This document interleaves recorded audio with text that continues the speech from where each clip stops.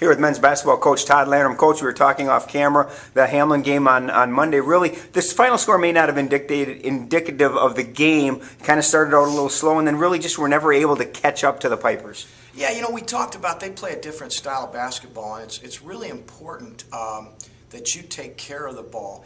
And we've been single digits in turnovers in 2-12, and we just had a little bit of a stretch there where they got the 10-12 point lead, and it became kind of a street game, and you know, you have to make shots in those situations, and it just didn't bode well for us. Offensively, we talked about Evan Peterson before Monday's game. He had another 14-point effort, did a nice job distributing the ball. Evan seems to be kind of coming into his own a little bit and really kind of making a name for himself as a solid point guard in the MIAC. Yeah, you know, he struggled a little bit at Hamlin, turned the ball over 4 times with no assists, which is very... that's not Evan, but we do like the fact that he's being more aggressive in trying to score the ball. We've sold him on the idea that there'll be more assists if you are a little more aggressive with the basketball and look for your shot. His shooting has really improved. So we like where Evan's coming.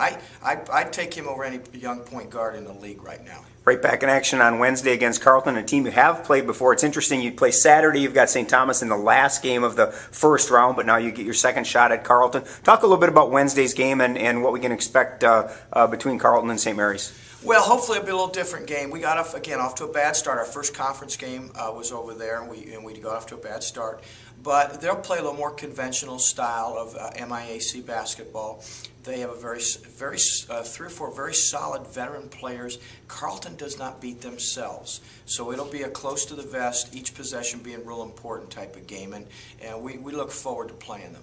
It's been a busy week, and you know, we were talking a little bit that everybody's banged up at this time of year, but how do you fight through that as a coach with your players? You know, you played Saturday, you played Monday, you play Wednesday, and then you play again on Saturday, so it's a really tough stretch with not a lot of rest time for your players. One thing I learned when I was in the NBA Developmental League is how important the body is. As a young coach, I pounded these kids.